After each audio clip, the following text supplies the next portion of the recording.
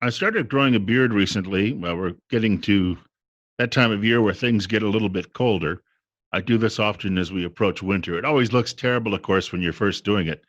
Although I know some people will tell me any beard looks terrible, no matter who happens to be wearing it. But in this part of the country, it isn't so much the cold, but we get a lot of stiff winds year round. And in the winter, that can really pick up. And beard is one of those things that gives your face a great deal of protection.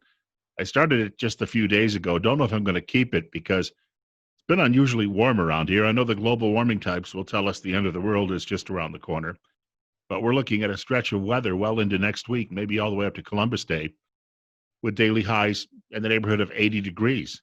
Some maybe will be even warmer than that, which is interesting because in October of last year, we had the coldest week of the year. The few days, 3 or 4 days before Halloween night came along, we were looking at single digit overnight lows. Nobody at the time was telling us that was global warming, although the climate change folks say if it's cold, that's a sign of climate change. If it's hot, that's a sign of climate change. And we've been through all of that. But I think that it's off to a good start. Hey, got a couple of things I wanted to mention just very quickly. I've got a big show coming up today with Idaho Fish and Game, one of our local fire districts, Idaho State Police, Pastors Roundtable. And so that'll keep me quite busy through the morning. And there's a lot of things I don't get a chance to talk about most days anyway that I would like to talk about. The clock just simply runs out. But two things. Jim Comey testified before a Senate committee yesterday. He is the former director of the FBI who was fired by President Trump. And in, I think, the words of Ted Cruz, he is doing a classic CYA. He's referring to Comey, trying to deny that he knew much about what was going on with the Russia collusion hoax.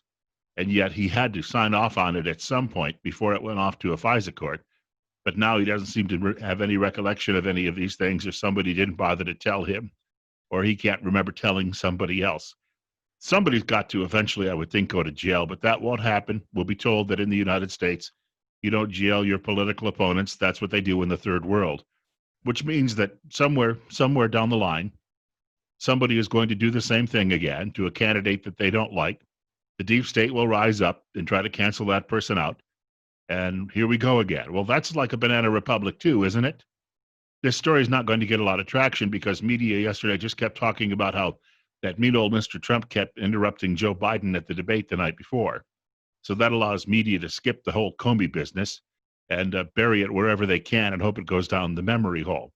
I should point out, though, after a couple of days have set in, now, yesterday morning, I thought perhaps, like a lot of people did, that the debate was it's a wash, that all of the shouting back and forth, and look, Joe Biden was no uh, paragon of virtue either during the whole event. Let's be honest about that.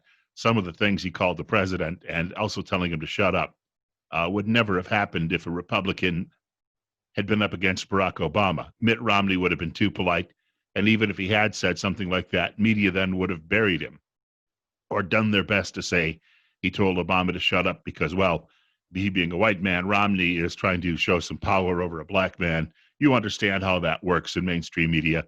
They borrow all of these completely idiotic ideas from the university professors who keep promulgating these things as a means of keeping their jobs. They got nothing better to do otherwise than sit around and write papers because they're only teaching about 6 hours a week. And the poor students are paying $150,000 a year for that. I sat back, though, over the last, 24 hours and got a chance to listen to quite a few snippets from the debate. And actually, there's some pretty good stuff there. When Biden went on about his poor son who died, Beau Biden, and how Donald Trump doesn't respect veterans, and of course, that story's already been debunked. But Trump simply just said, which son are you talking about, Beau or Hunter?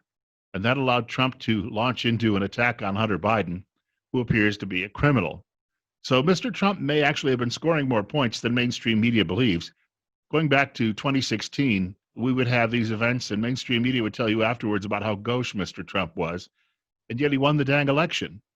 So maybe in flyover country, what he did will actually prove worthwhile.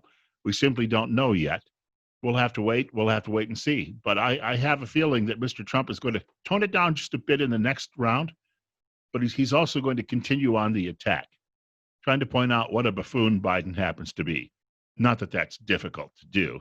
We have to realize that if Joe Biden becomes president, you could possibly be paying $8 to $10 for a gallon of gasoline. This is not scaremongering. This is what the Green New Deal would bring about as they were shutting down all of the fossil fuel industries in the country. They will send debt to unimaginable levels. It will be difficult then for anyone to deal with any breakout in the economy. There won't be anything like that. We'll have dragged the economy down to just about no growth. And they'll create all of these other programs that will be a drag on productivity. And eventually, if we continue down this road, 10 or 20 years from now, we'll start to resemble Venezuela writ large. That's not an exaggeration. That's what happens when we do these things. And we also have to remember they're talking about enlarging and packing the Supreme Court and adding more states. They are trying to, in the dark of night, pull off a revolution. And Mr. Biden denies that he has any real plans with the Green New Deal, but his website will tell you otherwise. And so he can stand in front of an audience, and we're told, well, the moderator's job isn't to fact check him. If that's the case, then Mr. Biden's going to continue to get away with this. But we've got to warn the American people, whether or not you like Donald Trump's style, if you like liberty, you got to vote for Trump. If you like our videos, hit the subscribe button. You can also leave comments in the comments section below. If there's any topics you think we should be addressing too, please share that, and we'll try our best to do that at some point.